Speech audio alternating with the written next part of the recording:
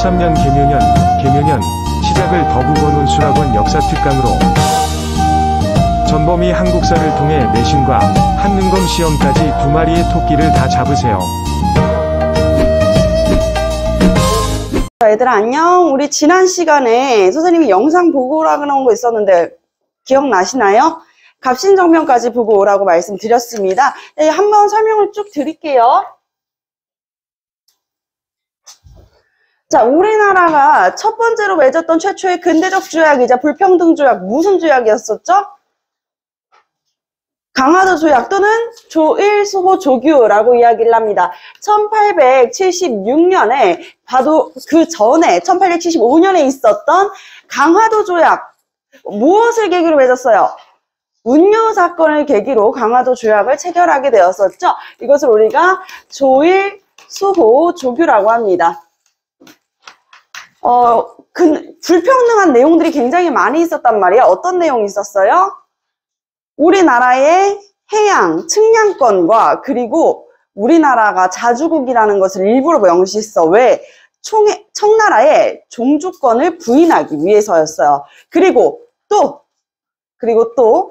이후에 조일수호 조규를 맺고 그 안에 있는 조약으로서 어떤 조약을 맺었냐면요. 3가지의 무가 들어갑니다. 무관세, 무항세, 그리고 무제한 방북 유출이라는 3가지의 무가 들어가는 거야, 얘들아. 무관세는 뭐예요? 관세를 내지 않는다는 거야. 항세는 뭐야? 항구에 대한 세금인 거야. 거기에다가 우리나라 안에 있는 이 곡물들이 무제한, 제한 없이 일본으로 넘어갈 수 있다라는 이야기지요. 자, 그래서 조일수호 조규를 체결하게 되고, 자, 이때 이제 150일 이후부터 무엇을 파견한다? 수시로? 사절단을 파견한다. 그래서 수신사였어. 수신사로 파견됐었던 거. 1차는 김기수, 2차는 김홍집이었단 말이야. 1880년에 김홍집이 2차 수신사로 일본에 파견을 가게 돼가지고 책을 한 권 가지고 오게 되는데, 그 책이 무슨 책이었어? 조선책략이라고 하는 황준현이라는 중국 사람이 썼던 책이었어요. 그 내용은 어땠습니까? 조선아, 네가 살아남기 위해서는 다른 나라를 견제할 게 아니라 어디를 견제해야 돼? 러시아를 견제해야 된다는 거야. 하지만 러시아 여러분들 알고 있다시피 강한 나라죠. 그러다 보니까 어떻게 한국 혼자서 막을 수 있어, 없어? 없어요. 한국 혼자서는 힘들 테니까 중국이랑 친하게 지내고 일본이랑도 겸상을 해야 된다는 거야. 일본이랑도 같이 있어야 된다는 거야. 거기에다가 플러스 1788년 만들어진 신흥국가가 있었으니 그 나라는 어디예요? 미국이었다는 거예요. 미국. 아시겠죠? 자, 그래서 미국까지 미국이랑까지 이렇게 3나라랑 친하게 지내야 된다라고 얘기하니까 우린 너무 곤란스럽죠? 그래가지고 이에 맞서가지고 적극적으로 개화에 반대했었던 이만손을 중심으로 한 영남 유생들이 있었다. 영남 만인소라고 하는 상소를 올린다. 하지만 고종께서는요, 이 김홍집의 손을 듭니다. 그래서 우리가 조선책략대로 어떻게 해야겠다? 조선책략대로 미국이랑 친해져야겠다라고 하면서, 자, 1882년에 체결하는 조약. 그게 바로 조미수호 통상조약이 됩니다. 조미수호 통상조약. 조선과 미국이 수호 통상을 약속하는 조약을 체결하게 된다라는 이야기입니다. 자, 조미수호 통상조약을 체결하고 나서 자, 우리나라의 군대가 대폭 줄어들게 되죠. 원래 조선 후기에는 5군영 체제였었단 말이야. 훈련도감, 어영청, 총영청, 수서청, 금이영까지 이렇게 총 5가지의 5군영이라고 하는 군대가 있었는데요. 이 군대가요, 2영으로 줄어들게 되는 것입니다. 2영으로 줄어들게 된다. 자, 무위영이랑 장어영 이렇게 2가지로 줄어들게 되는 것이에요. 자, 줄어들고 나서 신식 군대가 생겨나는데 그 신식 군대는 별기군이라고 하는 신식 군대가 있었어요. 근데 이 신식 군대랑 구식 군대들끼리 차별을 했다는 거야. 구식군인들은요 13개월 동안 임금을 제대로 주지를 않아요. 그래가지고 계속 임금을 기다리고 있는데 아니나 다를까 신식 군대는요 보너스도 주고 새로운 총도 주고 그 대우가 너무나도 달라졌단 말이에요. 그러니까 사람들이 대거 들고 일어나게 되는 계기가 이모군란이 됩니다. 같은 연도 1882년에 이모군란이 일어나죠. 자, 이모군란, 이모년에 군대가 난을 일으켰다. 군대뿐만 아니라요 우리 백성들, 농민들도 중심이 되어가지고 난을 일으켰습니다. 자, 이모군란을 계기로 이 민비는 지금 당장 어떻게 해요? 조정의 민비는 도망을 칠 수밖에 없었어요. 그래서 잠시 피란을 간 사이에 우리 군란을 일으켰었던, 난을 일으켰었던 군인들과 백성들은 누굴 찾아가게 돼요? 그렇죠. 흥선대원군을 찾아가게 된다는 거야. 1863년부터 1873년까지 약 10년 동안 통치를 했었던 흥선대원군을 찾아가게 되는 것이죠. 대원군, 제 말 좀 들어보십시오. 라고 얘기하면서 흥선대원군을 찾아가게 된다는 거. 자, 그래서 흥선대원군을 찾아가는데 흥선대원군께서는 처음부터 막 바로 그래 바로 가자 이렇게 얘기하지는 않으세요. 하지만 흥선대원군께서는 그들의 말을 듣고 그래 가자 해가지고 움직이게 된단 말이야. 그러니까 지금 당장 또 실권을 빼앗길 것 같았었던 우리 민비가 두려운 나머지 어디에 도움을 요청해요? 청나라. 좋아요. 청나라의 도움을 요청하게 되는 것이에요. 자, 청의 도움을 요청하게 되고 청나라가 이제 아산만을 통해 가지고 우리나라로 들어오게 됩니다. 그러면서 이 이모군란을 진압해줘요. 이모군란을 진압해준다. 자, 요 과정에서 우리가 누굴 죽였었다 그랬어? 호리모토 레이조라고 하는 이 별기군의 교관이었었던 일본 사람을 죽였었다 그랬잖아. 그래서 그거에 대해서 일본한테 어떻게 해요?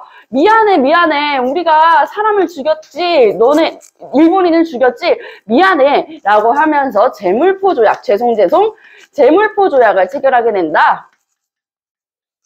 자, 제물포 조약을 체결하고 조일수호조규 속약을 또 맺게 된단 말이야. 간행의정이 10리로 제정되어 있었던 것을 간행의정을 50리에서 2년 뒤에는 100리까지 늘려주게 하는 조일수호조규 속약을 맺게 됐었던 때에 자, 속약을 맺게 됐었다. 간행의정에 대한 내용이다. 자, 근데 청나라는 이제 우리나라에 이 난을 진압해주면서 고맙지? 하면서 무슨 조약을 체결해요? 조청상민소력 무역장정이라고 하는 조약을 체결하게 되는 거예요. 조선과 청나라가 상민들이, 상업을 하는 사람들이 자, 바다와 육지에서 무역을 자유롭게 할 수 있는 장정을 맺게 되는 거야. 우리가 이것을 길지만 외울 수가 있어요. 조청상민소력 무역장정이 되는 것입니다. 여기에서 제일 중요한 거 뭐 영사재판권 이런 내용보다요. 딱 5글자만 기억하면 돼요. 무슨 글자? 5글자만 기억하면 된다. 그 내용이 무엇이다? 내지통상권입니다. 내지통상권. 자, 일본은 야금야금 간행의정 체결하면서 우리나라 안쪽으로 들어오고 있는데 청나라는 바로 내지통상권. 그래서 우리나라 한반도 안에서 무역을 하는 상민들의 이 자유로움, 우리나라 안에서 어디에서 장사를 하던 그 자유로움을 얻게 된다는 것. 그래서 일본이 이 이후에 조일 무역 장정이라는 것을 체결합니다. 조일 무역 장정이라는 것을 체결하게 된다. 조선과 일본이 무역 장정을 들어오세요. 자, 장정을 체결하게 된다. 이쪽으로 지나가시면 됩니다. 자, 이쪽으로 지나가시고 자, 조일 무역 장정 내용은 이렇습니다. 관세를 내겠다고 해요. 원래는 무항세, 무관세 그리고 무제한 방공 유출이었었잖아. 그치? 근데 그것에 대해서 우리도 관세 낼게. 관세를 납부할게. 관세를 내겠다. 거기에다 플러스 그 우리나라에 있는 방공이 무제한으로 나가는 것을 방어하겠다 해가지고 방공령도 우리가 내릴 수 있도록 법을 바꿔요. 하지만 이건 다 우리나라한테 플러스 요인이거든. 그치? 관세를 안 내다가 낸다는 것은 우리한테 도움이 되는 거잖아요. 그치? 일본이 관세를 안 냈는데 우리한테 다시 관세를 내겠다고 이야기를 하고 무제한 방공 유출이 된다 그랬었다가 이제 몇 년 지나지 않아가지고 딱 거의 한 5, 6년 지나가지고 곡물이 빠져나가는 것을 방어한다 그러는 방공령을 제정할 수 있다라고 얘기하면 우리한테는 너무나도 고마운 일이죠. 하지만 요게 이제 이게 진짜 우리나라한테 요구했었던 거지. 이게 뭐야? 최애국 대우가 들어갑니다. 자, 최일국 대우를 해줌으로써 이 조청산민 수륙 무역 장정에서 청나라가 가지고 갔었던 내지 통상권도 일본이 획득하게 되는 것입니다. 여기까지 이해되셨을까요? 네. 자, 그로부터 약 2년 뒤, 이때부터 뭐가 심해진다 그래서 선생님이 조미소 통상 조약 이후에 이모군란 일어나고, 그리고 나서 조청산민 수륙 무역 장정, 왜 청나라가 이모군란 진압해줬으니까 이때부터 청의 내정 간섭이 심화됩니다. 청의 내정 간섭이 심화되는 것입니다. 그래가지고 군사 고문으로는요, 위안스카이라고 하는 베이징 군벌을 보내게 되는 것이고요. 그리고 외교 고문으로는 마젠창을 보내게 되는 것입니다. 자, 청나라의 내정 간섭이 심화되었었다. 이렇게 이해를 해볼 수가, 마이크 여기 있나요? 잘 있군요. 네, 내정 간섭이 심화되었었다라는 것을 알 수가 있습니다. 자, 이렇게 내정 간섭이 심해지자, 이제 우리 개화를 하자 그랬었던 조선의 신하들도 이 청나라를 조금 싫어하고 일본의 메이지 요신을 배우려고 그랬었던 온건 개화파들이 움직이게 된다. 그게 바로 1884년에 갑신년에 정권이 변한다. 갑신정변이었습니다. 3일천하로 끝난다. 3일천하. 실제로요, 여러분. 실제로 이 온건개화파들이, 급진개화파들, 특히나 이 민씨 세력들을 이 고종이 보는 앞에서 축출을 해냅니다. 그러면서 새로운 14개조 정강이라는 것을 이야기하게 되는데, 14개조 정강. 을 이야기하게 되는데, 여기에서 내용들이 어땠냐? 일단 1항은 그래요. 이모군란이 일어나고 나서 청나라가 진압하면서 흥선대원군을 데려가요. 흥선대원군을 청으로 강제 이송을 합니다. 그래서 흥선대원군을 데리고 와라 라고 이야기를 하는데, 그 이외의 이야기들은 다 이제 10년 뒤인 갑오개혁의 내용, 홍범 14조의 내용과 거의 비슷해요. 이때부터는 나라에서 가장 중요한 정책 기구로 어디를 찝냐면요. 2호 예병형공, 이거 뭐예요? 6조죠, 6조. 6조 중에서도 호조가 나라의 이 가장 중요한 기구로서 딱 찝게 되는 거야. 그래서 이 갑신정변을 일으켰었던 김옥균을 호조 판서로 임명한다라는 내용까지 여기에 있었던 것입니다. 맥락으로 짚어주세요. 자, 그래서 김옥균, 홍영식, 서광범, 서재필, 박영효 등의 이 5명의 인물들, 바로 온건개화파였는데요. 갑신정변을 일으켰지만 다시 공종과 민비께서 청나라의 도움을 요청하게 되면서 청나라의 군대가 들어오게 되고, 그러면서 어떻게 됐다? 그러면서 이제 홍영식을 제외했었던 김옥균, 박영효, 그리고 서광범, 서재필, 요 4명의 인물은 일본으로 다케조회를 따라가지고 망명을 가게 되는 것입니다. 이해되셨죠? 아, 일본으로 망명을 갔구나. 그러면서 갑신정변이 끝나게 되고, 이때 체결했던 조약이 2가지가 있어요. 첫 번째는 일본이랑 체결을 했습니다. 무슨 조약을 체결해요? 일본이랑. 왜? 아니, 차관 도입 실패했었던 김옥균이 다케조회랑 같이 일으켰던 게 갑신정변인데, 오히려 우리가 일본한테 받으면 받았지 우리가 일본한테 뭘 해줘요? 라고 생각할 수 있겠는데, 맞아요. 이렇게 김옥균, 박영효, 서광범, 서재필이 일본으로 망명을 가니까 우리 백성들이 화가 나가지고 일본 공사관에 불을 질렀단 말이야. 불을 지르게 되니 다시 공사관을 세울 수 있는 비용을 지불한다. 한성조약을 체결하게 돼요.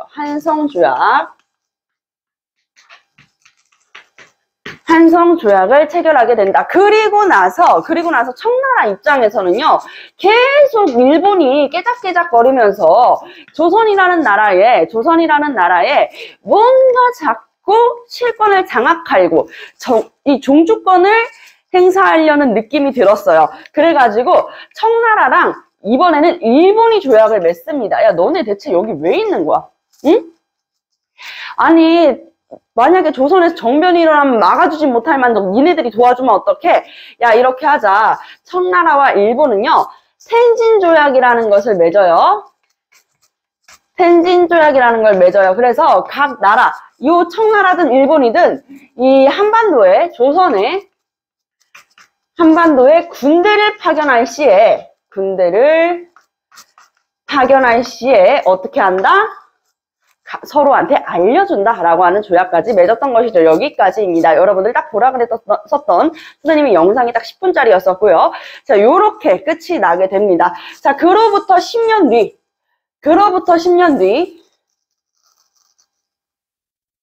어떤 일들이 있었냐라고 하면은 1894년, 자, 그리고 1895년, 자, 그리고 1896년, 1897년입니다. 이 숫자들은 여러분들이 알아두셔야 돼요. 그리고 이 숫자는 1894년을 기점으로 그냥 1년씩 뒤로 가는 거니까 어렵지는 않죠.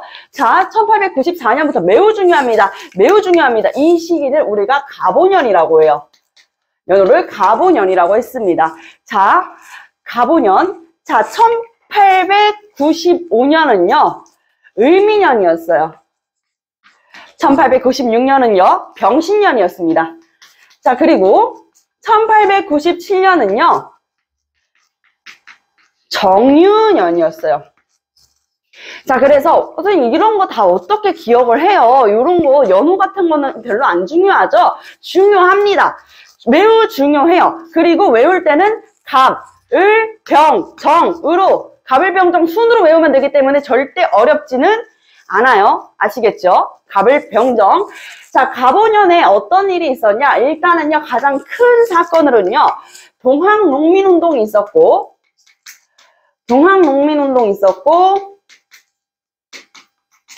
1차. 이 동학농민운동이 전국적으로 확산이 되는 거야. 야, 얘들아, 농민군이 얼마나 많았었는 줄 아니? 흰 색깔 옷을 입고 있는 농민군들이, 예를 들어서 농민군 일어서 하면 앉아있다가 일어서잖아요. 산을 하얗게 덮을 수준이었었대. 그 정도로 동학농민군들이 많았었다라는 거야. 알겠지? 그래서 이 동학농민운동을 진압해달라고 또 조정에서는요, 청나라의 SOS, 도움을 요청하게 되는 것입니다.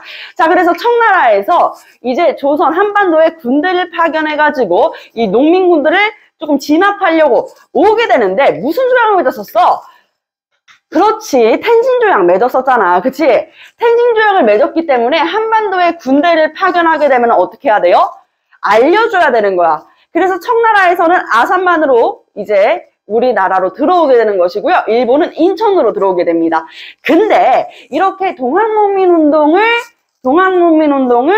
진압하려는 과정에서 조정에서 미리 이야기를 하는 거지. 이제 얘들아, 큰일 났어. 농민군들! 이제 청나라랑 일본이랑 다 들어올 거야. 그러니까 너네들이 원하는 게 뭐야? 지금 나한테 원하는 걸 이야기해봐. 이 동학농민운동이 이제 발생했었던 이유 중에 하나가 고부군수, 전라도 고부군수에 이 조병갑이라고 하는 사람이 횡포가 너무 심했었단 말이야. 만석포 사건이라 그래가지고요. 우물을 만드는데, 연못을 만드는데 모든 사람들이 그 동네, 전라도에 있는 사람들 다 그냥 총동원해가지고요. 노동력 착취죠. 이 연못을 만들었는데요. 사람들이 얼마나 목마르고 힘들었겠어. 물을 한 모금 마시니까 강제로 수세를 징수합니다. 수세가 뭐야? 물에 대한 세금이지. 그치? 물수.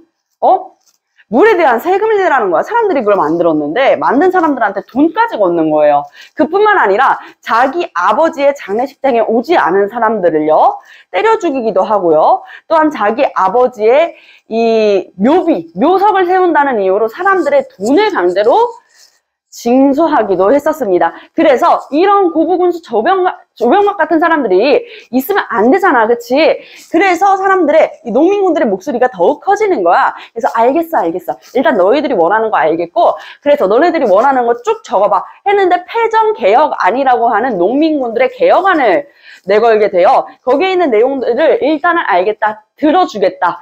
조정에서도 빨리 일을 크게 만들고 싶지 않았던 거야. 그래서 알겠다, 들어주겠다라고 이야기를 해서 일단 전국 방방 곳곳에 1차 농민운동을 이후에다가 전국 방방 곳곳에 농민들의 자치개혁기구인 집강소를 설치합니다. 자, 집강소를 설치하고요. 그리고 이 조정에서도 약속을 해야 될 거 아니야. 앞으로 이렇게 탐관오리들 우리가 잘 어떻게 하겠다? 교정하겠다라고 이야기를 하는 교정청이라는 것을 조정해서 세우게 되는 것입니다. 교정청을 세우게 된다.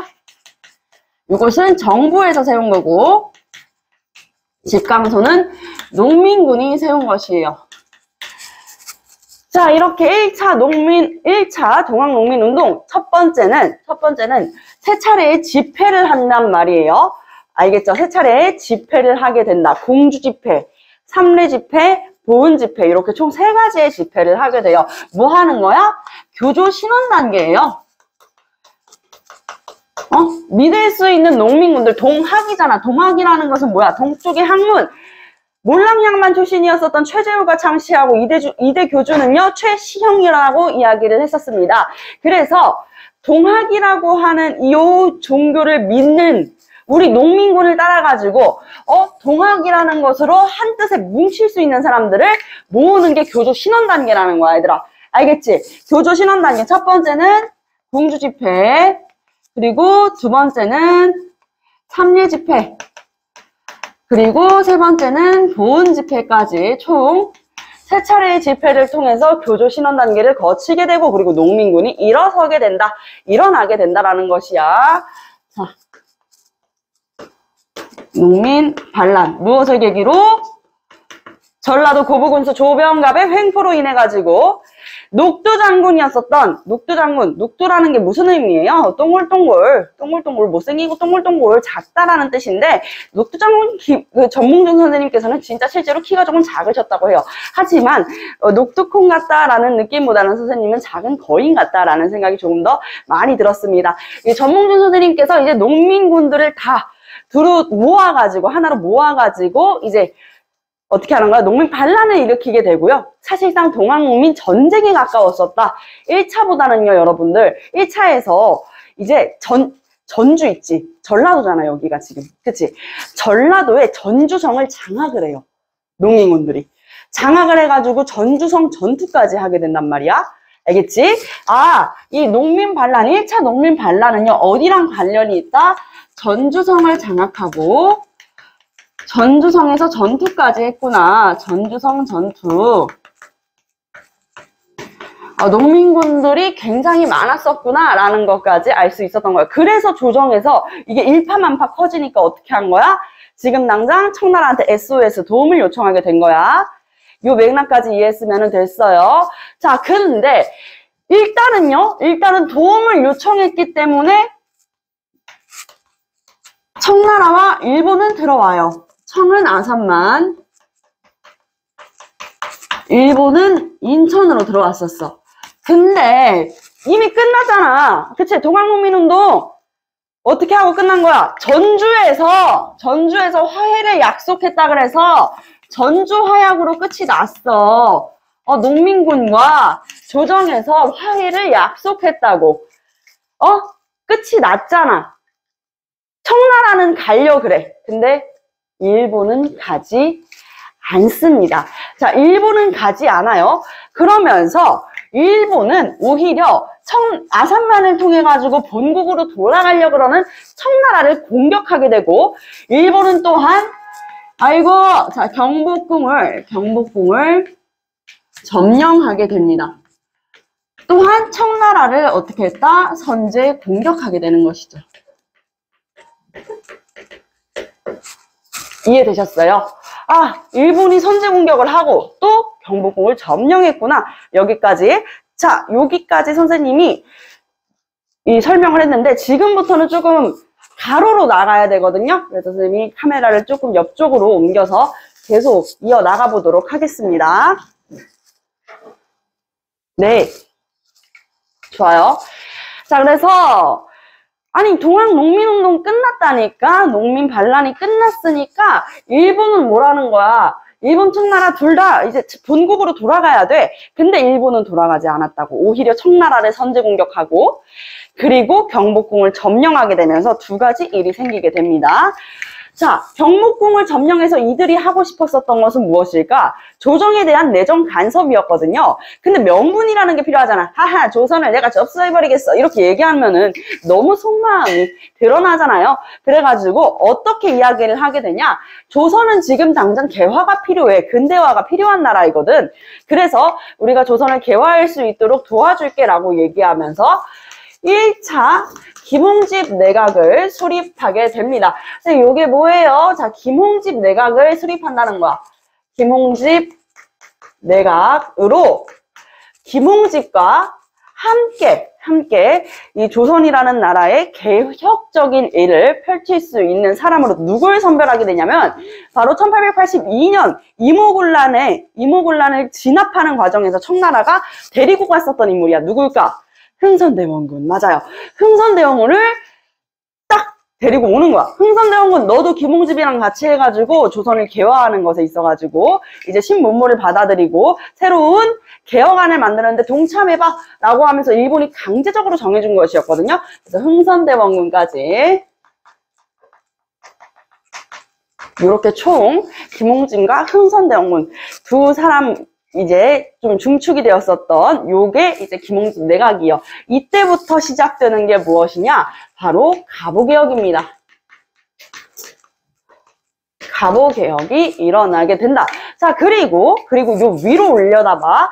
일본이 청나라를 선제 공격했다 그랬잖아요. 그래서 이것을 계기로 청나라랑 일본이 전쟁하는 거야. 우리가 이걸 청일전쟁이라고 할 거야. 청나라랑 일본이 전쟁을 한다. 청일전쟁이 발발했다. 라고 볼 수가 있는 것이죠. 자, 이때 당시에요. 농민군들은 뿔뿔이 해산이 아니잖아. 강제로 해산당한 것도 아니었고 조정과 무엇을 맺은 거야? 전주에서 화약을 맺었던 거야. 화해를 약속했다라는 것이지. 그러니까 다시 농민군들이 모이게 됩니다. 다시 농민군들이 모이게 돼. 자, 잘 들어봐. 1차 동학농민운동이 일어났을 때 누구에 대한 반발이었어? 전라도 고부군수 조병갑의 횡포로 더 이상 참지 못했었던 농민들과 동학을 믿는 우리 동학의 무엇들이 다 모인 거예요? 동학을 믿는 어떤 사람들, 우리나라 백성들이 다 모인 거잖아. 그치? 그래서 그 수가 이로 말할 수 없이 많았었다고. 전쟁처럼 정말 사람들이 이 봉건제에 맞서가지고 반봉건 세력으로 뭉쳐서 싸웠던 건데 2차 동학농민운동은요. 외세에 반대하는 겁니다. 거기에서 외세가 어디야? 일본인 거지. 그치? 자, 일본이 지금 경복궁을 점령했고 청일전쟁까지 일으키고 있으니 이때 이제 농민군들이 일어나게 된다. 이게 동학농민운동 2차입니다.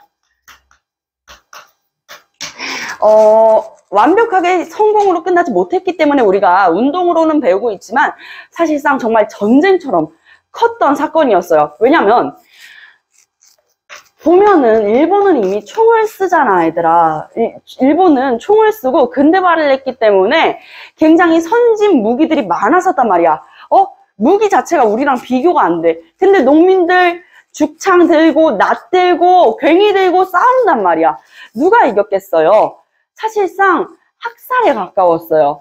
오히려 일본인들이 이 우리나라의 관군과 또 양반 세력들 있지. 왜냐면 농민군들이 일어나는 과정 안에서 양반들을 굉장히 이제 못살게 굴었었단 말이야. 반봉건 운동이었었다 그랬잖아요. 그러니까 양반들에 대한 반발도 심했었는데 1차 농민운동에서 당했었던 양반들 얼마나 농민군들한테 억하심정이 있었겠어. 그치? 억눌린 감정이 있었다라는 거야. 그래서 이 2차 동학농민운동을 진압했었던 게 봐봐. 일본군과 우리나라의 관군, 조정의 관군, 그리고 양반들이 모여가지고 동학농민운동을 진압하게 되는데 우금치라고 하는 고개가 있어요. 그 우금치 고개에서 일본에서는 그 자국의 선진 문물과 포 있잖아. 포. 펑펑 터지는 포. 그 포로 농민군들을 정말 많이 학살했었던 사건이었습니다. 그래서 2차 동학농민운동은요, 우금치 전투에서 패배를 하게 되면서 농민군들의 패배로 끝이 나게 되는 것이에요. 그래서 성공으로 끝나지 못했기 때문에 운동으로 우리가 배우고 있는 것입니다. 혹시라도 우리가 성공적으로 끝내게 됐어. 그럼 뭐라 그래요? 혁명이라고 배우는 것이잖아요. 그치? 우리가 성공했으면 혁명, 하지만 성공하지 못했으면은 운동으로 교과서에서 여러분들이 배우고 있는 것입니다. 자, 그래서 2차 동학농민운동은 우금치 전투에서 패배함으로써 끝이 나게 됐다. 고등학생 친구들 시험 문제에서는 뭐가 많이 나왔냐면요. 2차 동학농민운동, 우금치 전투냐 아니면은 전주성 전투냐, 요거 헷갈리게 많이 나오니까요. 잘 기억을 해두시고요. 자, 이렇게 전쟁이 일어나고 2차 동학농민운동까지 진압이 됐어요. 자, 가부개혁을 했었죠. 가부개혁 안에서 있었던 개혁안들은요, 여러분들 선생님이 이제 내일 드디어 선생님이 손글씨로 쓴 아무한테도 쉽게 배부하지 않는 현대사를 요약해 놓은 노트가 있어요. 그걸 내일 나오는 학생들한테만 배부를 해 드릴 것입니다. 그 내용 안에 들어가 있으니까요. 여러분들 한번 천천히 읽어보시고요. 가부개혁, 선생님이 이야기를 했을 거예요. 흥선대원군이 집권했던 시기에 사람들한테 굉장히 많은 핍박을 받았던 그게 무엇이었어요? 경복궁 중건이었었죠. 왜? 노동력도 많이 들어가고, 그리고 경복궁을 중건하겠다는 이유로 만들었었던 화폐가 뭐였어요? 상평통보 100배 가치가 있다고 해서 뭐라 그래요? 그렇지, 당백전이라고 그래요. 일당 100. 하나가 상평통보 100배 가치를 가지고 있다 해서 당백전이었단 말이야. 당백전을 통해 가지고 인플레이션을 유발했었잖아. 왜? 상평통보 하나에 있는 동의 양이 실제로 당백전엔 100배가 있어야 되는 거잖아. 그치? 근데 실제로는 그러지가 않았었다. 그래서 인플레이션을 유발했었다. 그래서 이 가보개혁 때는요, 은본위제라는 것을 실시해요. 은본위제라는 건 국가가 소유하고 있는 은만큼만 화폐를 만들겠다는 거야. 인플레이션을 어떻게 하기 위함인 거예요? 방지하기 위함인 것이죠. 마구마구 찍어내가지고 나라의 경제를 혼란하게 하지 않기 위해서였다. 이해되시죠? 자, 그 외에 이제 개혁안들이 있었는데 이게 일본인 보기엔 눈이 휘둥그레지는 거야. 조선이 너무 자기네들 입맛대로 바꾸는 것 같은 거지. 아, 내가 원했던 거는 조선이 이렇게까지 개혁적인, 자주적인 개혁을 하기 위함은 아니었었는데 일본이 간섭을 해가지고 1차 김홍식 내각을 수립한 건 사실이었지만 이때 한참 청일전쟁 중이라서 이 조정에 신경을 못 쓰고 있을 때 우리가 개혁을 했던 거야. 그래서 이 가보개혁은 1차, 2차 을미개혁까지 나눠진단 말이야, 얘들아. 그 개혁 중에서도 가장 자주적인 개혁으로 볼 수가 있는 것이에요. 아시겠지요? 자, 그래서 이 가보개혁이 일어나게 되고 그리고 나서 다시 청나라와의 전쟁 중에 내다 보니까 너무 조선이 자기네들 입맛대로 바꿔놔서 자기네들이 원했던 그림은 이런 그림이 아니었던 거야. 야, 이 대원군 네 짓이지. 흥선대원군 실각합니다. 대원군 해임 시켜버리고 그리고 나서 다시 2차 김홍집 내각을 수립하게 되는 것이죠. 자, 2차 김홍집 내각으로 수립했었던 인물은요, 당연히 김홍집과 자, 김홍집 누군지 기억나죠? 2차 수신사로 파견됐었던 조선 책략을 들고 왔었던 인물입니다. 자, 김홍집과 박영효입니다. 선생님 잠시만요. 박영효라고 하면은 1884년에 갑신정변 때 급진기아파에 들어갔던 인물 아니었어요? 그래서 갑신정변 때 막 일본이랑 같이 손을 맞잡고 급진기아파들 막 척결하고 14개조 정강 이야기하고 그 사람이잖아요. 맞아요. 심지어는 이 박영효는 철종의 사위였어요. 철종의 사위였었다. 그래서 박영효가 울면서 이 일본으로 지금 당장 망명을 가야 됐었던 상황이었잖아. 왜? 청나라 군대가 들어오니까 지금 잡히면 죽거든. 그러니까 일본으로 망명을 가면서 딱 10년만 기다려라. 내가 만들었던 이 14개조 정강 다시 조선의 입맛대로 바꿔가지고 다시 돌아올 것이다. 나는 돌아온다. I'll be back. 하고 이제 있었는데 딱 10년 지나니까 봐봐 얘들아. 1884년에서 10년 지나면 언제야? 94년이지. 그 94년 가보년에 들어오게 되는 것이에요. 그래서 2차 김홍집 내각으로 수립이 돼서 이때부터 다시 무엇을? 갑신정변, 2차 갑신정변이래. 2차 가보개혁을 계획하게 되는 것입니다. 자, 근데 한 해가 거의 끝나가요. 끝나가고 있을 때, 자, 을미년으로 이어가 보도록 할게요. 을미년. 이 박영효는 1884년에 자신이 이제 야심차게 준비했었던 14개조 정강을 홍범 14조라는 이름으로 바꿔가지고 반포하게 됩니다. 일단은 14개조 정강의 내용이랑 거의 흡사하고 일치해요. 다만 흥선대원국께서는 이미 본국을 다시 귀국을 했기 때문에 흥선대원군을 지금 당장 조선에 돌려놓는다, 이런 내용들은 빠졌었고요. 자, 홍범 14개조를 반포하게 되고 2차 가보 개혁을 하게 되는 것이죠. 자, 이때 지금 국 내에서 전쟁을 하는 양상을 보세요. 2차 동학농민운동 진압하면서 청일전쟁은 계속 이어나가고 있었죠. 청일전쟁이 끝이 나요. 자, 청일전쟁이 끝이 나게 된다. 자, 청일전쟁이 끝이 나는데 어느 나라가 이겼을까요? 자, 이렇게 대체적으로 청일전쟁이라고 그러면 앞글자에 있는 나라들이 이긴다라고 배우는 친구들이 이때 실제로 그렇게, 그럼 청나라가 이겼다라고 당연히 생각하는 친구들도 있고, 여러분들도 청나라가 얼마나 강한 나라였는지 알고 있기 때문에 대체적으로 청나라가 이기지 않았을까 싶을 겁니다. 청나라 얼마나, 야, 지금의 중국보다도 더 많은 영토를 보유하고 있었어. 특히 강희제, 옹정제, 그리고 건륭제, 요 3대에 걸쳐가지고는요, 약 120년간 엄청난 평화를 누리면서 가장 많은 영토를 건륭제 때 이제 확보를 했었단 말이야. 지금보다도 중국 영토가 넓다고 얘들아. 그러니 청나라가 얼마나 대단한 나라겠어요? 했는데 누가 이겼어요? 일본이 이기게 됩니다. 그거야 과거의 영광이었었고, 1840년대에 있었던 바로 아편전쟁을 계기로 청나라는 망국의 길로 접어들었기 때문입니다. 자, 그래서 청일전쟁에서는요, 일본이 이기게 된다. 자, 일본이 승리를 하게 되면서 또 얘네들 뭐 하겠어요? 조약 맺겠지. 전쟁에서 이기면은 계속 뭐 했었어, 그동안? 조약 체결했잖아. 조약 체결해가지고 이제 자국의 이익이 되는 내용들을 쏙쏙이 넣었었지요. 자, 그래서 일본이 승리하게 되면서 어떤 조약 내용을 넣었냐? 바로 시모노세키 조약입니다. 시모노세키 조약. 눈이 휘둥그레져요. 선생님, 시모노세키 조약입니다. 자, 시모노세키 조약 내용은 이것만 알고 있으면 돼요. 요동반도를 일본에 할양한다. 자, 청일전쟁을 통해 가지고 전쟁이라는 것을 왜 하는 것인지 대강은 알게 됐단 말이야. 그치? 전쟁을 하면 무엇을 맺을 수 있으니까?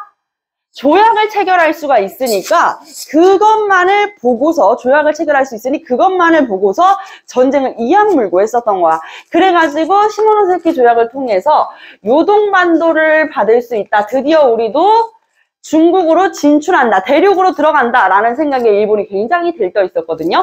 근데 이때 들어오는 사람들이 있었으니 그게 어느 나라였냐? 바로 러시아입니다. 왜요? 선생님, 러시아가 갑자기 청나라와 일본의 전쟁에 왜 개입하죠? 자, 러시아는 무엇을 찾아가지고 남쪽으로 내려왔다 그랬었죠? 얼지 않는 항구 부동항입니다. 안일부, 얼동, 항구의 항자예요. 그래서 부동항을 찾아가지고 쭉쭉쭉쭉 남하하고 있었는데, 중국이란 나라 얼마나 좋습니까? 특히나 요동은요, 얼마나 좋아요. 전략적 요충지죠. 무역 요충지잖아, 얘들아. 반도라는 것은 삼면이 바다로 되어 있는 것을 반도라고 해. 그래서 우리 한반도도 반도잖아, 그지? 삼면이 바다로 되어 있으면 무역하기가 얼마나 좋아. 해상 무역하기 최고잖아, 그치? 그래서 러시아가 이미 호시탐탐 노리고 있었던 요동반도를 일본이 가져간다 그러니까 러시아가 개입하는 거라고, 얘들아. 이해되시죠? 자, 그래서 러시아가 들어오게 되는 것이죠. 자, 러시아가 딱 이야기를 합니다. 일본! 야, 요동반도라고 하면은 사실상 이 청나라의 핵심적인 요충지 아니야? 이 요동반도를 할양하겠다는, 달라고 이야기를 하는 거는 너네들 너무 도둑놈 아니니?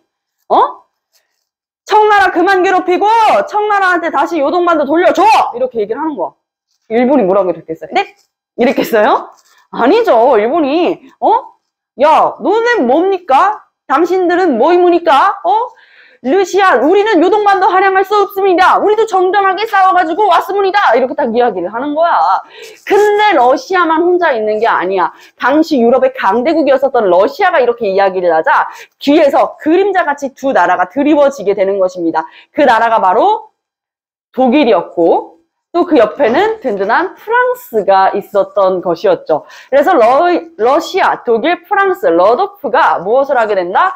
삼국 간섭을 하게 된다. 학교 내신 쉽게 나오는 고등학교에서는요, 요거 물어봐요. 삼국 간섭했었던 나라 어느 나라인지. 그래서 선생님이 여러분들한테 기억이 한 번에 딱 날 수 있는 노래를 준비하지 않았겠어요? 너무 기대되죠? 자, 여러분들도 함께 따라할 수가 있습니다. 벌써 마음에서 깊은 현타가 올라오는데요. 수금반에서 이 노래 2번 불렀었다가 아무도 따라해주지 않아가지고 선생님이 너넨 반드시 틀릴 것이다. 선생님이 저주까지 했었는데, 자, 같이 한번 가볼게요. 자, 청일전쟁에서 누가 이겼다고? 일본이 이겼어. 일본이 이겨가지고 시모노세키 조약을 통해가지고 요동반도를 할양하려고 했었는데 결국에는 무엇 때문에? 러시아, 독일, 프랑스의 삼국 간섭으로 다시 요동반도를 어떻게 한 거야? 반환하게 된 거야. 요 삼국 간섭으로 다시 요동을 청나라에 반환한 거야. 돌려준 거야. 그러니까 일본이 얼마나 러시아가 미웠겠어. 그래서 그 미워하는 마음을 미워하는 마음으로 한번 불러봅시다. 자, 러도프 삼국 간섭 요동반도 반환했네. 요렇게 부르는 것이죠. 너무너무 수치스러워요, 여러분. 그런 눈빛으로 쳐다보지 마세요. 자, 같이 한번 불러볼까요? 하나, 둘, 우리 루돌프 사슴코 그 의미거든요. 할 수 있습니다. 하나, 둘, 셋, 넷. 이럴 줄 알았어. 야, 왜 그러는 거야? 야, 너네들보다 내가 나이가 곱절은 많아. 응? 너희들 앞에서 이렇게 노래 부르고 있는 나는 얼마나 부끄러울까요, 정말로. 자, 같이 한번 가봅시다. 하나, 둘, 셋, 넷. 러도프 삼국 간섭 요동반도 반환했네. 안 따라 부르면요, 여러분들 혹시라도 이 문제 틀려가지고 나한테 오면은 선생님이 꿀밤을 한 대씩 때려드리도록 하겠습니다. 자, 러도프 삼국 간섭으로 요동반도를 반환하게 되면서 이 일본도 이를 우두구두 가는 거야. 일본이 진짜 기록상에서도 그런데 이게 진짜 너무너무 싫었었대. 일본 입장에서는 이게 너무너무 싫었던 거야. 러시아 두고 봐. 이렇게 이야기를 하게 되는 것이죠. 실제로 이 일본이 딱 10년 뒤에 러시아와 전쟁을 일으켜서 러시아와의 전쟁에서 승리하게 됩니다. 그게 1904년 발발했었던, 그리고 1905년에 끝나게 되는 러일 전쟁이 되는 것이에요. 딱 10년 차이야. 이해되죠? 오케이? 딱 10년 차이야. 자, 이렇게 러시아 두고 봐 하면서 러일 전쟁에 서막을 올리게 되는 것이에요. 자, 러도프 삼국 간섭 하고 있을 때 우리는 2차 가보개혁 또 김홍집 내각 박영호까지 수립돼가지고 친일 세력들로 구성이 되어 있었단 말이야. 근데 우리가 딱 러도프 삼국 간섭 하는 거 보면서 눈이 휘둥그레져요. 청나라가 세계에서 제일 센 줄 알았다? 세계 최고는 누군 줄 알았던 거야? 청나라인 줄 알았던 거야. 근데 우리는 지금까지 늘 청나라가 세계의 중심, 동아시아의 별이라고 생각을 했었단 말이야. 베이징의 자금성, 모든 건 다 베이징을 중심으로라고 생각을 했었어. 그런데 생각을 해보니까 야, 이게 아닌 거야.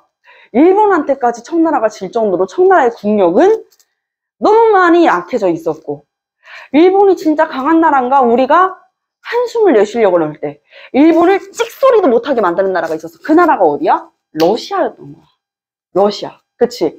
이미 조정에서는요, 이미 러시아 외교관들이랑 잘 지냈었단 말이야. 우호적으로 잘 지냈었고, 그래가지고 민비도 러시아 사람들에 대한 이런 선입견이 없었고, 오히려 좀 우호적인 생각이 강했었어요. 그래가지고 베베르라고 하는 외교관이 있었단 말이야. 그래서 민비도 이 베베르랑 굉장히 잘 지냈었고, 고종도 우호적으로 잘 지냈었고, 러시아에서 가져다주는 커피 굉장히 좋아했었고, 그랬었단 말이지. 러시아에 대한 우호적인 마인드가 있었는데 거기에다 플러스 러도프 삼국 간섭 보니까 일본 봐라. 누구한테 찍소리도 못하네? 러시아한테 찍소리도 못하네. 그래서 3차 김웅집 내각은요, 3차 내각은 친러 세력으로 구성을 해가지고 3차 내각을 수립하게 되는 것입니다. 여기까지 이해되셨죠? 자, 3차 내각을 수립하고 나니 지금 가장 화난 게 누구야? 일본이잖아, 일본. 왜? 요동반도 통해가지고 임진왜란 때도 못 이뤘었던 바로 명나라로 대륙으로 올라가고자 하는 이 야욕을 가지고 이룰 수 있다 하고 있었는데 이때 딱 어떻게 해요? 러시아가 간섭을 하게 됐지. 자, 러시아가 간섭을 하게 됐지. 그러니까 그냥 세상이 무너지는 거야. 근데 여기에다가 지금 칠러 세력으로 누가? 명성황후. 민비가 칠러 세력으로 내각까지 구성을 하니까 진짜 조선까지 나를 바보로 하네? 일본이 화가 잔뜩 나게 돼요. 그래서 이것을 계기로 지금 무슨 년이에요? 을미년이잖아. 그치? 을미년이잖아. 1895년 을미년에 결국 이 작전에 들어가게 되는 것입니다. 미우라를 사용하여 이 여우 죽이기 작전으로 우리나라의 국모 명성황후를 시해하려는 계획을 세우게 되는 것이죠. 그래서 이때 당시에 3차 칠러 세력의 내각을 구성했었다는 그러한 명분으로 명성황후를 시해했던 사건 을미사변이 됩니다. 을미사변이 된다. 여러분들도 초등학교 때 을미사변에 대해서 배웠을 것이고 명성황후가 일본에 의해서 시해되었었다는 사건은 알고는 있었을 텐데 맥락상 왜 그 사건이 일어났는지는 배우지를 못했을 거예요. 그래서 오늘을 계기로 꼭 반드시 알아두셨으면 좋겠습니다. 아시겠지요? 자, 그래서 이렇게 명성황후가 시해되니까 누가 가장 두려웠을까요? 명성황후 끔찍하게 죽었었거든요. 사지가 절단돼가지고 연못에 빠지고 처참한 수준으로 시체까지 능욕당하면서 죽었던 게 우리나라의 국모야. 근데 그게 방 한 칸을 두고 고종께서도 다 듣고 있었다고. 어쨌든 간에 나의 아내야. 사랑하는 나의 아내가 바로 옆에서 사지가 찢기는 그 소리를 듣고 있자고 하니 정신적으로 버티기 많이 어려웠을 거예요. 고종이 가장 힘들었을 걸로 우리도 생각을 해볼 수가 있습니다. 자, 그래서 을미사변이 일어나고 나서 일단 국내적으로 말고 일본이 이 을미사변을 일으킨 가장 큰 궁극적인 이유, 칠러 세력의 내각을 수립했었던 명성황후에 대한 화풀이. 그럼 칠러 내각 어떻게 해야 돼요? 해산시켜버려야겠죠. 그러면서 일본 입맛에 맞는 4차 내각을 수립하게 되는데 그 4차 김웅집 내각이야말로 친일 세력으로 구성한 내각이었었다. 그러니까 친일이라는 게 일본 싸바싸바 이게 아니야. 일제감정이 아니잖아. 지금 친일 세력이라고 하면 일본을 우호적으로 생각하고 일본을 배워야 한다라고 생각을 했었던 친일 세력들, 일본을 우호적으로 생각했었던 세력들이라는 거야. 알겠죠? 지금 일제감정이 아니야. 일본한테 일본 최고 이러면서 나라를 팔아먹은 사람들이라는 건 아니에요. 아시겠죠? 일본의 메이지 유신을 표방해가지고 우리나라도 근대화를 해야 되겠다라고 주장했었던 사람들이었던 거야. 자, 이렇게 친일 세력의 내각이 수립이 됩니다. 그리고 나서 이 일본의 뜻에 맞춰가지고 개혁을 하게 되는 것, 그게 바로 을미개혁이 되는 것이죠. 을미개혁이 된다. 을미개혁에서는 기억을 해주셔야 되는 내용이 무엇이었냐면 단발령이라는 것을 시행하겠다라는 내용이 들어가 있습니다. 근대적으로 남성들의 머리를 자른다라고 이야기를 하는 것이죠. 조선 사람들은 그동안 머리를 어떻게 하고 있었어요? 상투를 틀었었죠. 긴 머리, 선생님보다도 긴 머리를요, 남자들은요, 매일매일 빗으로 빗어가지고 상투를 틀었어요.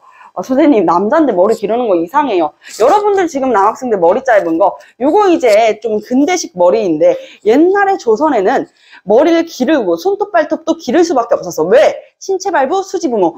부모님께서 물려주신 신체는 우리가 함부로 훼손하지 않는다. 즉 부모님께서 주신 머리도 우리가 함부로 자르지 않는다 했었기 때문에 머리 한 가닥 자르지 않고 길렀었던 거란 말이야.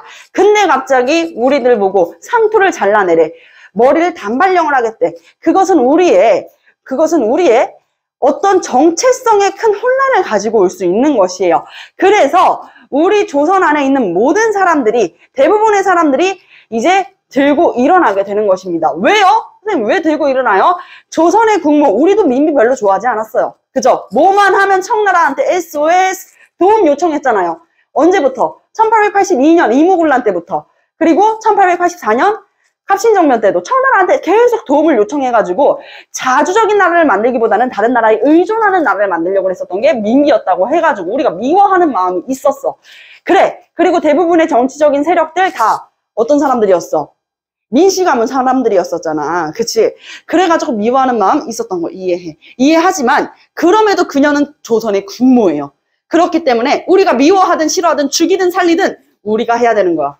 일본의 손을 빌릴 필요도 없고 일본이 우리나라의 국모를 그렇게 끔찍하고 무참하게 살해해야 되는 이유는 더군다나 없는 거야. 그래서 사람들이 들고 일어난 거예요. 첫 번째 이유는 명성황후를 시해했었다는 이유. 두 번째는요. 반발령을 시행했었다는 것에 의해가지고 결국에는 이 을미년에 의병까지 일어나게 됩니다. 의병입니다. 자, 의병이 일어나게 된다. 여기까지 설명드리고 있습니다. 자, 그리고 다시 고종으로 들어와 볼게요. 고종께서는요, 바로 그 명성황후께서 시해되는 그 장면을 목격하면서 얼마나 두려웠겠어요. 왜 두려워요? 다음 차례는 나인가? 라는 생각 여러분들이라면 안 들었을 것 같아요? 들었겠죠. 그래서 고종께서도 굉장히 두려웠습니다. 고종께서 굉장히 두려워했던 나머지 지금 당장 어디를 가게 되는 거야? 피란에 갈 수밖에 없었던 것이죠. 피란에 갈 수밖에 없었다. 어디로? 러시아 공사관으로. 러시아 공사관으로 누가 피란을 갔다? 고종께서 피신을 갔다. 우리가 이것을 병신년에 고종께서 피신을 갔다. 아관파천이라고 합니다. 아관파천으로 여러분들 배우고 있죠. 학교에서. 근데 아관파천이라는 것을 지금 보면은 엄청 큰 건 아닌 것 같은데 왜 아관파천이라는 이름까지 붙여가지고 이렇게 배우는 거예요? 라고 생각할 수 있는데 조선왕조 500년 역사 중에서는요. 단 한 번도 나라의 왕이 나라를 버리고 나라를 비우고 자리를 뜬 적이 없습니다. 다른 나라도 간 적이 없다고요.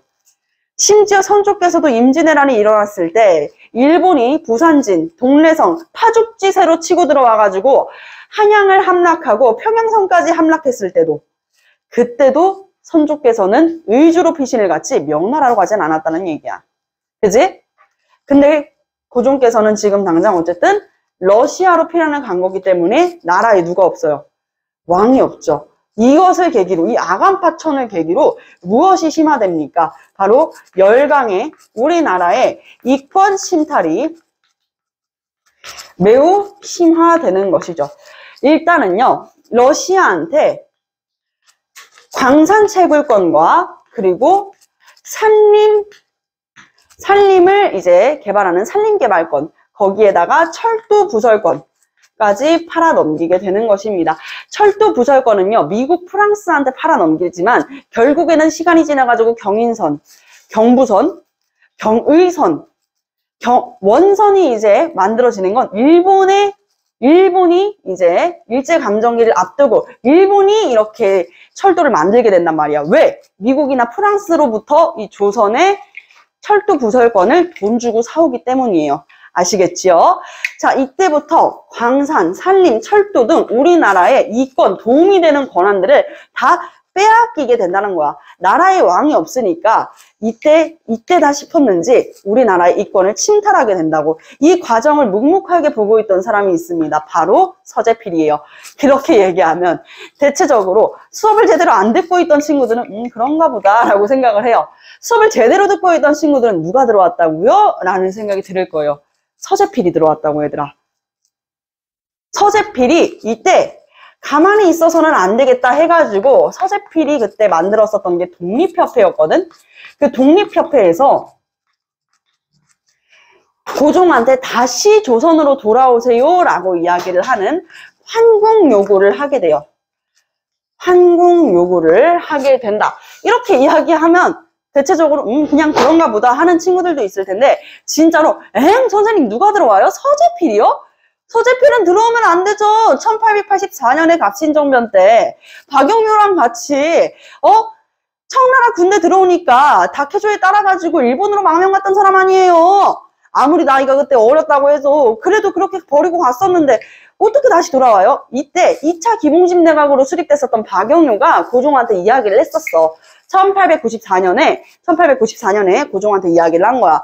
고종, 제필이 기억나죠? 제필이 지금 미국에서 의사하고 있답니다. 네? 고종, 우리나라 최초예요. 우리 조선 최초로 미국 가가지고 미국에서 박사학위 따가지고 영어 얼마나 잘하는 줄 아세요? 제필이 진짜 똑똑한 애거든요.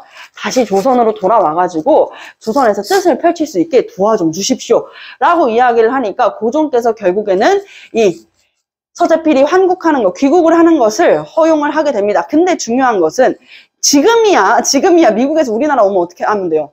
아가, 어떻게 하면 될까? 달러 그냥 들고 와도 되고, 아니면 달러 그냥 우리나라 돈으로 바꿔가지고 오면 되잖아. 그치? 이때는 우리가 돈을 바꾸는 게 가능했지만 지금 이때는 가능했을까, 가능하지 않았을까? 가능하지 않았어요. 그러니 서재필이 지금 당장 돌아오면 빈털터리 빈손으로 와야 되는 거야. 그치? 그래서 서재필한테 정착할 수 있는 정착지원금을 고종께서 주게 돼요. 그래가지고 그 정착지원금을 가지고 일단 집을 사고, 거처가 있어야 되니까 집도 사고 어느 정도 생계를 꾸려놓은 다음에 조금 남은 돈이 있는 거지, 그 돈으로 이제 독립협회를 만들게 됐어. 독립협회도 하나의 이름으로 만들기보다는 그냥 한 번씩 모이는 동아리 같은 개념이었다고 해야 되나? 그랬다가 이게 독립협회로 굳혀지게 된 거야. 이름만 들으면 막 독립협회라 그러면 가슴이 웅장해지지 않습니까? 우리 친구들 중에 꼭 그런 애들 있다고. 독립이라는 얘기만 들으면요, 막 가슴에서 막 끌어오른대. 단전에서부터 막 끌어오르는 그 애국심이 있다고 하는데 그 독립이 아니에요. 그 독립이 아니에요. 끌어오르기 전에 미리 얘기하는 거야. 자, 독립협회의 독립은 어디로부터 독립이냐? 일본으로부터.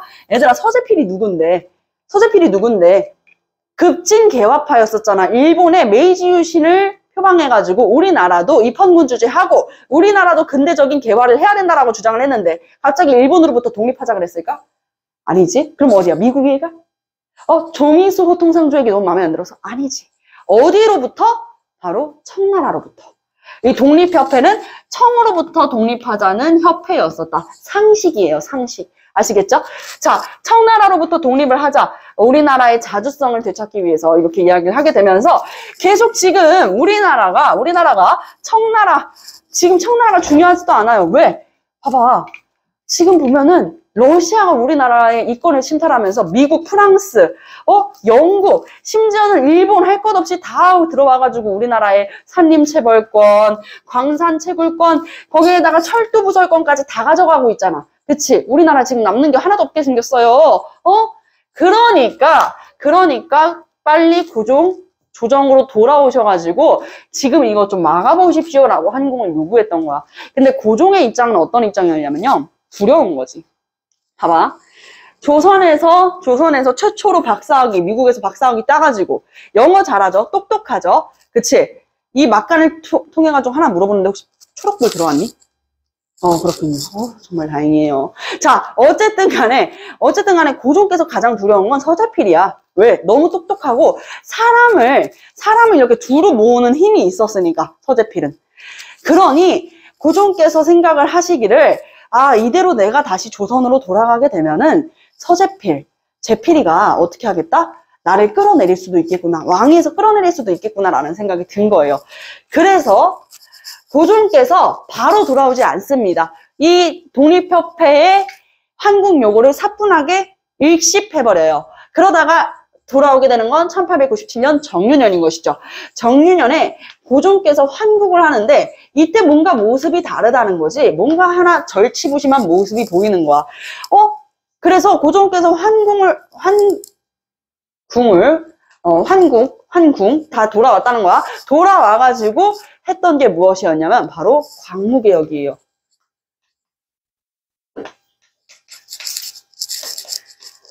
광무개혁. 이때부터 여러분들이 알고 있는 조선이란 나라는 이제부터 끝이 났습니다. 왜? 이때부터 약 10년간 우리나라는 대한제국이 됩니다. 대한제국을 선포했다. 그래서 10년간 고종은 황제라는 칭호를 쓰게 됩니다. 이렇게 얘기하면 궁금하지 않아요? 황제라는 칭호, 황제라는 국가는 제국입니다. 단 하나의 나라만 쓸 수 있었죠. 청나라였습니다. 청나라에서만 황제의 나라, 황제국가, 황제의 권한이라는 말을 올릴 수가 있었는데 그 청나라가 갑자기 대뜸 조선이라는 나라의 이 강무개혁을 받아들여줬을까요? 놀랍게도 받아들여줍니다. 왜요? 청나라는 이미 2차 아편전쟁 이후에도 내부적으로 근대화 운동, 자, 태평천국운동, 그리고 양무운동. 양무운동 지난 시간에 배웠다. 자, 양무운동은 무슨 운동이라 그래서 서양의 체제는 그대로 두고 서양의 문물은 수용하자. 중체서용이라고 이야기했었지. 자, 그리고 변법자강운동, 그리고 나서 의화단운동, 그리고 나서 신의 혁명을 통해 가지고 중화민국이 만들어진단 말이야. 지금 청나라에서는 조선까지 신경 쓸 수 있는 겨를이 없어요. 그래서 청나라는 조선까지 대등한 나라로 서로 승인을 하게 되고, 자, 환구단이라고 하는 하늘에 제사를 올리는 곳에서 거기에서 광무개혁을 이야기하면서 대환제국을 선포하게 된다. 이렇게 황제의 자리에 올랐으면은 더 이상 서재필도 내 자리를 어떻게 하지 못하겠지? 라고 생각을 하셨을지도 몰라요. 그렇게 하게 되면서 이를 통해 가지고 이제는 대한제국이 된다. 여기부터야. 하지만 다른 나라들은 서구 열강들은 우리나라가 대한제국을 선포한 것에 대해 가지고 받아들였을까요? 아유, 뭐 웃기지도 않아. 뭔 소리야, 이걸. 이렇게 생각을 하고 있었습니다. 자, 이때부터는 1905년. 자, 이제부터 본격적으로 일제감정기를 나가고, 일제강점기는 1945년을 끝으로 끝이 나게 됩니다. 크게 흐름 읊어보면서 끝을 내보도록 하겠고요. 일제감정기를 끝으로 우리 18강까지 끝을 내볼 겁니다. 일단은 그 전에 17강.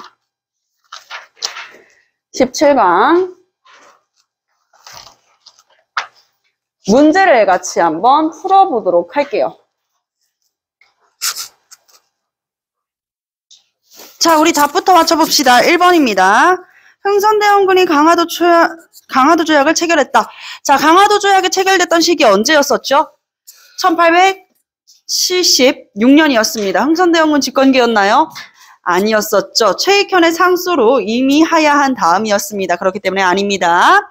자, 2번. 김옥균 등 급진계파가 갑신정변을 일으켰다. 그렇죠. 김옥균, 박영효, 홍영식, 서광범, 서재필 등이 일으킨 게 무엇이었다? 바로 갑신정변이었습니다. 자, 그리고 3번입니다. 동학농민운동의 성과로 신문제가 폐지되고 태양력이 사용되었었다. 아니요. 가보개혁의 성과로 신분제가 폐지되었었고요. 그리고 태양력이 사용되었었던 것은 의미개혁되었습니다. 단발령 제정됐던 시기 아시겠죠? 자, 그리고 4번 고종은 환구단에서 고종 황제 즉위식을 갖고 대한제국 수립을 선포했다. 1897년 정유년의 이야기였습니다. 자, 그리고 5번 대한제국은요. 그렇지, 단발령을 실시했다. X입니다. 광무개혁과는 관련이 없습니다. 오히려 고종께서는 의미의병들이 일본한테 다칠까봐 일부러 강력하게 이야기를 해요. 뭐라고 이야기를 하냐? 너네들 해산해라. 너네들이 그렇게 화난 이유가 뭐냐? 아니, 나라의 국무, 명성황후, 민비가 죽은 것은 돌아오지 않는다. 나도 얼마나 속상하냐. 그리고 하나 더. 뭐 얘기해요? 단발령. 그럼 단발령은 철회하겠다라고 이야기를 한단 말이에요. 그래서 고종께서 단발령을 실시한 게 아닙니다. 자, 6번. 서재필의 주도로 독립신문과 독립협회가 만들어졌다. 자, 7번. 고종 황제는 을미사변과 을미개혁 이후에 러시아 공사관으로 처소를 옮기는 무엇을? 아간파천. 좋습니다. 자, 그리고 이제 8번부터는 여러분들 여기 한번 봐보도록 할게요. 여기 한번 봐보도록 하겠습니다. 자, 여기부터 수업 다시 진도 나가보도록 할게요. 일제감정기를 어떻게 우리가 맞이하게 됐는지 그 과정에 대해서 일본의 이권 침탈 과정에 대해서 같이 알아보도록 하겠습니다.